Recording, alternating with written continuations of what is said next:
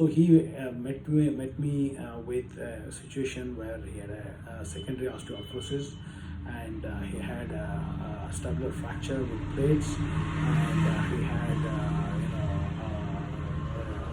pelvic brim plates also, that is in front, what we call as superior pelvic ramus, there was a plate as well.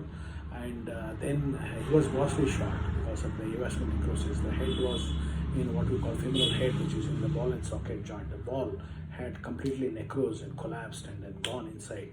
And because it had gone inside, he had sort of developed nearly, I think, 2 inches or 3 inches shortening of that leg really. So, he told me that during first surgery, after surgery, or at the time of fracture, I think he had injury to the sciatic nerve, which is the main nerve which supplies the leg, and he had a foot drop, and it took nearly a year and a half for the foot drop to recover.